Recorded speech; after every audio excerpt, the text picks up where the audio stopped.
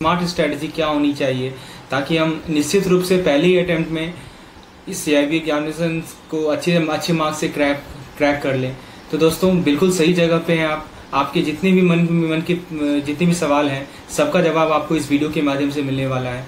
क्या सही रणनीति होनी चाहिए, किस टॉपिक को हम पढ़ें, किस टॉपिक को हम छोड़ें, कौन सा मॉड्यूल किस सब्जेक्ट में ज़्यादा इम्पॉर्टेंट है, ठीक है, मॉड्यूल वाइज किसे हमें प्रेफरेंस देनी चाहिए, राइट, कौन से ऐसे इलेक्टिव पेपर्स के कौन से ऐसी चीजें हैं जिसको हमें ध्यान में रखनी चाहिए। सभी चीज का जवाब आपको वीडियो के अंत तक मिल जाएगा। एक एक बातों को ध्यान से सुनिए इस वीडियो का।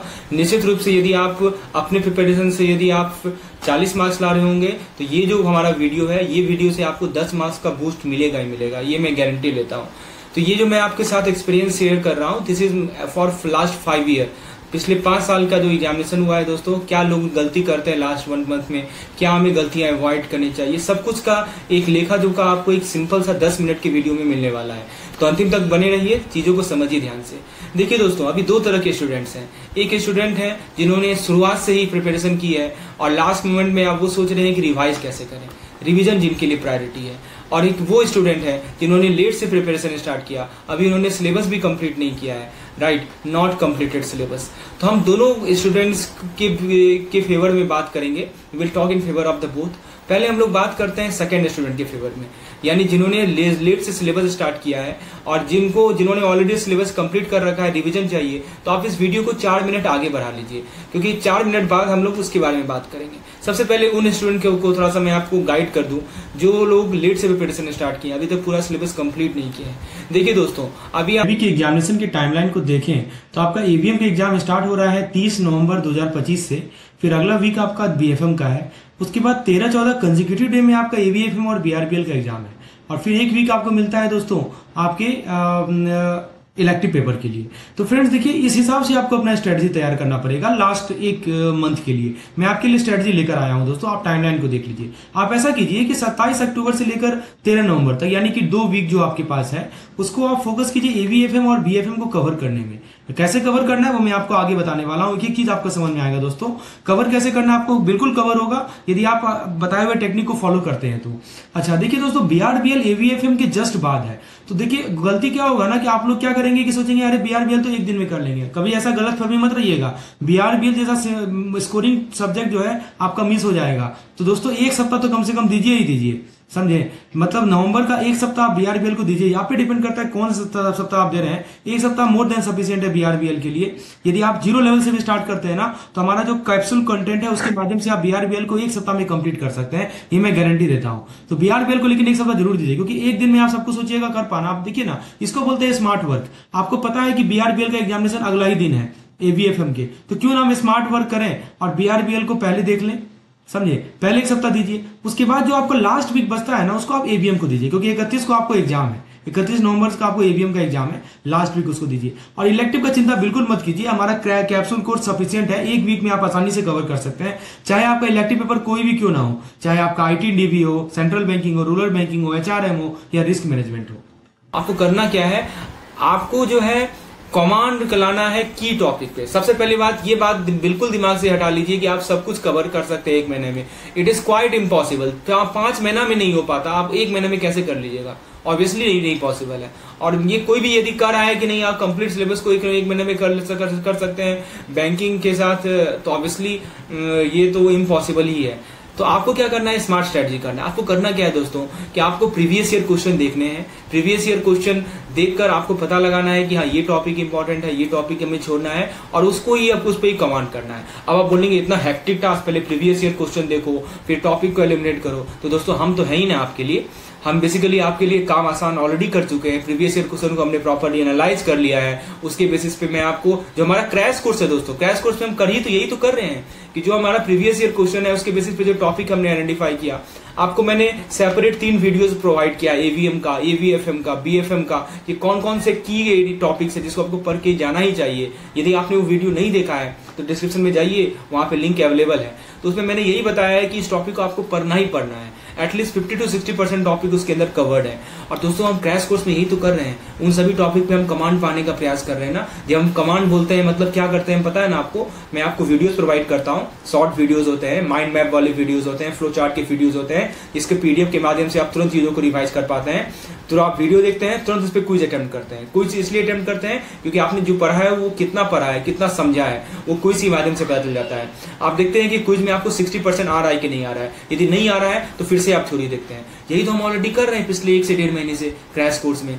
और यदि जिन लोगों ने अभी तक क्रैश कोर्स का नहीं फायदा उठाया तो आपसे रिक्वेस्ट है, अभी भी आप चाह सकते हैं तो क्रैश कोर्स में इनरोल हो सकते हैं। 40% का डिस्काउंट आपको मिलता है, बस आप उतना कर लीजिए दोस्तों। ये मैं गारंटी लेता हूं, यदि आप इतना कर लेते हैं तो 50 मार्क्स आपके हाथ में ही है। क्योंकि दोस्तों पिछले 4 पेपर सोचिए, 4 पेपर यानी 400 क्वेश्चन, या और किसी किसी में दोस्तों शिफ्ट वाइज भी होता है, आपको बताइए 3 शिफ्ट में पेपर होता है। यानी दोस्तों 500 से लगभग 1000 मान के चलिए ना, 1000 क्वेश्चन के बेसिस पे मैंने टॉपिक आइडेंटिफाई किया है। और देखिए क्वेश्चन रिपीट ना हो, कंसेप्ट तो रिपीट होगा ही होगा। और हम जो वीडियोस प्रोवाइड करते हैं उसका मेन मकसद क्या होता है, कंसेप्ट क्लियर करना। कंसेप्ट क्लियर है ना आपको, कोई भी क्वेश्चन आप उसमें सॉल्व कर सकते हैं। तो प्रायोरिटी आपकी अभी यही होनी चाहिए कि जो की टॉपिक्स हैं, जिसपे सवाल बार बार आ रहे हैं, जो मैं आपको बोल रहा हूँ कि सिलेबस का 50 से 60% अकाउंट करता है, उस पर आप कमांड पा लीजिए। कमांड कैसे पाना है, आप खुद से, यदि आप खुद से करना चाहते हो तो प्रीवियस ईयर क्वेश्चन देखिए, टॉपिक आइडेंटिफाई कीजिए और उसको पढ़ लीजिए अच्छे से। और यदि आप थोड़ा सा एफर्ट कम लगाना चाहते हैं और ज्यादा एफर्ट आप प्रैक्टिस पे चाहते हैं, तो हमारा जो ऑलरेडी स्टडी मटेरियल है हमारे पास क्रैश कोर्स के फॉर्मेट में, कैप्सूल कोर्स के फॉर्मेट में, उसका आप हेल्प ले सकते हैं। ठीक है, तो ये आप कर सकते हैं दोस्तों। और उसके बाद यदि आपके पास समय बचता है, यदि आप इतना कर लेते हैं, तो फिर आप क्या कीजिए, क्विक रिवीजन का वीडियोस है हमारे चैनल पे अवेलेबल, सभी मॉड्यूल वाइज अवेलेबल है, module A, module B, module C, module D, यानी मॉड्यूल वाइज आप क्विक रिवीजन कर सकते हैं, उसको एक बार देख लीजिए। तो हमारा मेन मकसद ये होना चाहिए कि यदि हमारे पास मान लीजिए कि आप एक दिन का 2 घंटा निकाल रहे हैं, जो कि आपको निकालना ही पड़ेगा, तो 2 घंटा में से दोस्तों आपको ना लगभग 1.25 घंटा 1.5 आवर प्रैक्टिस करना है। प्रैक्टिस कहां से करना है, क्विजेस प्रैक्टिस करने हैं, एमसीक्यूज प्रैक्टिस करने हैं, केस स्टडीज प्रैक्टिस करने हैं। हमने दोस्तों ये आपको पता होगा बीएफएम का इस बार 30 इंपॉर्टेंट केस स्टडीज का पीडीएफ बनाया है, जिसमें जितने भी इंपॉर्टेंट केस स्टडीज हैं जो कि पूछे गए हैं, जिसपे सवाल बार बार आ रहे हैं, उसका कंपाइलेशन है। और इसको हमने अपने कैप्सूल कोर्स में भी डाल रखा है, राइट, सभी कोर्स में डाल रखा है। तो 2 घंटा में आपको 1.5 आवर और एटलीस्ट 1.5 आवर को प्रैक्टिस करना है, और मात्र 0.5 आवर, आधा घंटा आपको थ्योरी पढ़ना है। थ्योरी वही चीज पढ़नी है जिसपे बार बार क्वेश्चन आ रही है, राइट, क्योंकि थ्योरी क्लियर होगा तभी तो आप एमसीक्यूज को सही से अटेम्प्ट कर पाएंगे। तो ये तो ठीक है, ये बात आपको समझ में आ गई होंगी, क्या आपको करना है, कैसे करना है। I hope I makes it helps you. ठीक है, इलेक्टिव पेपर के रिलेटेड कोई भी स्टडी मटेरियल चाहिए, पीडीएफ, वीडियोस, मॉक टेस्ट हमारे पास अवेलेबल है, राइट, किसी भी इलेक्टिव पेपर के लिए 5 में से, राइट। अब देखिए आपको मैं बता दूं कि देखिए केवल यदि मान लीजिए कि क्रैश कोर्स में तो हमारे पास वीडियोस भी अवेलेबल है, लेकिन आपको केवल पीडीएफ चाहिए, क्योंकि वीडियोस का आपके पास टाइम मान लीजिए नहीं है ऑब्वियसली। ठीक है, तो केवल आप पीडीएफ चाहते हैं तो हमारा आपके लिए कैप्सूल कोर्स है। इसके अंदर आपको मिलता है what to study PDF. What to study PDF के अंदर वही चीजें आपको दी जाती हैं जिसपे सवाल बार बार आ रहा है, उसको उसके अंदर आपको पीडीएफ फॉर्मेट में रहता है। प्रत्येक पीडीएफ के अंदर आपको कुछ इंपॉर्टेंट पॉइंट्स रहते हैं, बुलेट पॉइंट्स, उससे रिलेटेड एमसीक्यूज रहते हैं, राइट।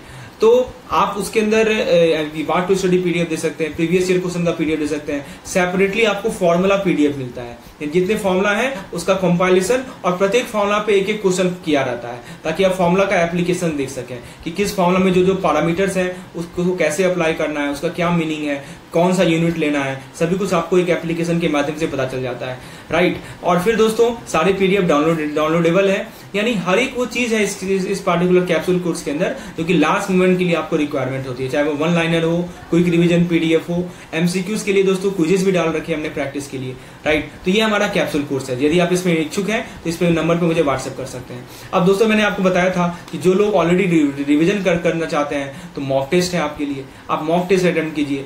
आपने जो कि सिलेबस कंप्लीट कर रखा है, लेकिन आपको क्या करना है कि अभी अलग अलग क्वेश्चन का एक्सपोजर चाहिए, आपको प्रैक्टिस पे ध्यान देना है, क्योंकि खासकर बीएफएम जैसे टॉपिक में जहां से क्वेश्चन बुक के किसी भी कोने से उठा लिया जाता है, तो आपको प्रैक्टिस चाहिए। प्रैक्टिस आप चाहे मॉक टेस्ट से कीजिए या आप एमसीक्यूज पीडीएफ से कीजिए, लेकिन प्रैक्टिस प्रैक्टिस प्रैक्टिस ये सबसे इंपॉर्टेंट चीज है। मैं इसीलिए बोल रहा हूँ ना कि आप यदि 2 घंटा समय दे रहे हैं तो उसका 70% समय आप प्रैक्टिस पे दीजिए।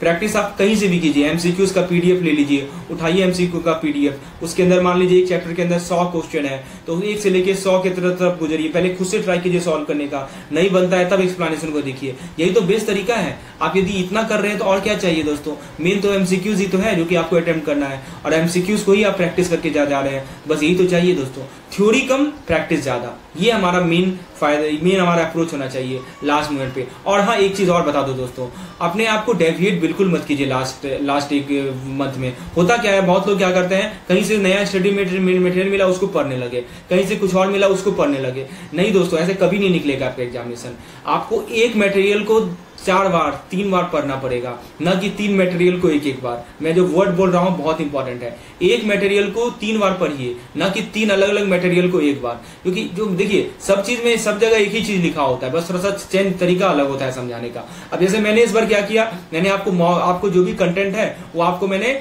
फ्लो चार्ट के माध्यम से समझाया। तो फ्लो चार्ट से क्या होता है, दिमाग में चीजें जल्दी बैठ जाती हैं। आप तुरंत जैसे स्किम करते जाएंगे, आगे बढ़ते जाएंगे, आपके दिमाग में छपते जाएगा। बस को एक बार और रिवाइज कर लीजिए। क्रैश कोर्स का आपने कंटेंट तो देखा ही होगा, यदि नहीं देखा है तो डिस्क्रिप्शन में उसका वीडियो का लिंक अवेलेबल है, आप जाके देखिए। उसमें मैंने क्या किया है, सभी चीज को एकदम बुलेट पॉइंट में आपको फ्लो चार्ट के माध्यम से, ट्री डायग्राम के माध्यम से ये समझाया है, राइट, ताकि आपके दिमाग में मेन पॉइंट बैठ जाए। और फ्लो चार्ट दिमाग में रहता है बहुत दिनों के लिए। तो इसीलिए कहता हूं कि एक स्टडी मटेरियल को एटलीस्ट 2 से 3 बार रिवाइज कीजिए, ना कि 3 अलग अलग स्टडी मटेरियल को एक बार रिवाइज करें। कभी आपको ये इंस्टीट्यूट का स्टडी मटेरियल मिल गया, कभी वो मिल गया, नहीं, ये आप इस बिल्कुल मत कीजिए। टेस्ट है, जरूरी है कि आप टेस्ट कीजिए, मॉक टेस्ट अटेम्प्ट कीजिए। और मॉक टेस्ट हमारे पास सफिशिएंट अवेलेबल है, चाहे वो फुल लेंथ हो, यूनिट वाइज हो, राइट, सारा तरह का मॉक टेस्ट अवेलेबल है। तो ये उनको करना है जिन्होंने ऑलरेडी सिलेबस कंप्लीट कर रखा है और जिनको प्रैक्टिस चाहिए। Yes, practice is the most important thing. आपको एक्सपोजर चाहिए अलग अलग तरह के क्वेश्चन का, केस स्टडीज का, right, you need exposure to all of them. तो फ्रेंड्स देखिए, सिंपल सा एक ही तरीका है सक्सेस पाने का। एक मूल मंत्र है कि आपको सही डायरेक्शन में काम करना पड़ेगा। सही डायरेक्शन यही है कि जो मेन जहां से सवाल आ रहा है उस पर फोकस कीजिए। आप कहाँ कैसे पता चलेगा आपको, डिस्क्रिप्शन में जाइए, 3 वीडियोस का आपको लिंक मिलेगा, उन सभी वीडियोस को देखिए। उसमें बताया गया है ये टॉपिक आपको पढ़ना ही पढ़ना है, हाईलाइट भी किया गया है। आप चाहे तो उसको अपने बुक में हाईलाइट भी कर सकते हैं, राइट। तो उन सभी टॉपिक पे आपको कमांड चाहिए। कमांड कैसे मिलेगा, तो आप यदि बनाया चीज चाहते हैं, रेडीमेड चीज चाहते हैं, तो हमारा क्रैश कोर्स आपके लिए सबसे बेस्ट हो सकता है। आप उसमें वीडियो छोटा सा वीडियोस देख लेते हैं, 15 से 20 मिनट का वीडियोस देख लेते हैं, उसके बाद उस पर एमसीक्यूज अटेम्प्ट कर लेते हैं या क्विज अटेम्प्ट कर लेते हैं, दैट्स इट, आपको कमांड आ जाएगा, राइट। तो इस प्रकार से आप आगे बढ़ते चले जाएंगे, एक यूनिट के बाद अगला यूनिट, अगला यूनिट के बाद अगला यूनिट। हाँ, अब जहां तक बात रही मॉड्यूल वाइज प्रेफरेंस की, ठीक है, तो वो मैं आपको बता देता हूं, थोड़ा सा वो सुन लीजिए। देखिए, यदि सबसे पहले आप एवीएम की बात करें तो एवीएम में दोस्तों मैं कहूंगा कि मॉड्यूल बी का सबसे ज्यादा वेटेज है। मॉड्यूल बी के बाद यदि मैं कहूंगा तो ए का सबसे ज्यादा वेटेज है, उसके बाद मैं कहूंगा आपको सी का, और उसके बाद कहूंगा डी का। तो ये ऑर्डर आपको होना चाहिए एवीएम के लिए। यदि आप मुझसे पूछेंगे कि बताओ बीएफएम का क्या मॉड्यूल वाइज वेटेज है, तो देखिए बीएफएम के मॉड्यूल वाइज वेटेज की यदि हम बात करें तो बीएफएम में सबसे ज्यादा इंपॉर्टेंट जो मॉड्यूल है वो ए है, इंटरनेशनल बैंकिंग सबसे इंपॉर्टेंट है। ए के बाद आप बोले तो आप बी बोलेंगे, बी के बाद बोले हम डी बोलेंगे, उसके बाद बोले तो सी बोलेंगे। आप बोलेंगे बताओ एवीएफएम का भी बता दो, बिल्कुल बता देंगे आपको एवीएफएम का भी। तो इंपॉर्टेंट मॉड्यूल प्रेफरेंस है वो सुनिए। एवीएफएम का यदि मॉड्यूल प्रेफरेंस आप सुनेंगे तो डी का सबसे ज्यादा वेटेज होता है, डी का, राइट, डी का। डी के बाद मैं बोलूं तो सी का रहेगा, सी के बाद मैं बोलूं तो ए और बी का इक्विवेलेंट रहता है। ए आपका एचआरएम है, पूरा थ्योरेटिकल है, तो बेसिकली आप ए बी में से जो भी चाहे तो उसको कर सकते हैं, लेकिन ये ऑर्डर आपको फॉलो करना है। बीआरबीएल कंप्लीटली थ्योरेटिकल है, उसमें कोई ऐसा प्रेफरेंस नहीं है। तो ये 3 का आपको मैंने प्रेफरेंस भी समझा दिया, इस ऑर्डर में आप काम करेंगे। एवीएम में बीएसीडी, बीएफएम में एबीडीसी, एवीएफएम में डीसीएबी। तो आप चाहे तो एक मॉड्यूल को छोड़ भी सकते हैं यदि आपने प्रिपरेशन, देखिए ये आपके रिस्क पे है, ये मैं नहीं कर रहा हूं कि जिस मॉड्यूल, हो सकता है कि जिस मॉड्यूल को आप छोड़ें उसी से इस बार क्वेश्चन आ जाए। देखिए एक होता है हमारा फोरकास्टिंग, मैं फोरकास्टिंग नहीं कर रहा हूं, मैं आपको जो नॉलेज हमारे पास है, जो हमारे पास डेटा है, उसके बेसिस पे आपको एनालिसिस प्रोवाइड कर रहा हूं, राइट। तो ये होता है हमारा एक कैलकुलेटेड रिस्क, क्योंकि आप जान रहे हैं कि आप पिछले 4 पेपर को हमने एनालाइज किया, उसके बेसिस पे आपको डेटा प्रोवाइड की जा रही है और वही डेटा आपके सामने प्रस्तुत की जा रही है। तो ये यदि आप ट्रेंड को फॉलो करते हैं तो निश्चित रूप से आप सक्सेसफुल होंगे। लोग होते भी आ रहे हैं सक्सेसफुल। तो बस जितना मैंने आपको बताया है उसको फॉलो कीजिए सही तरीके से।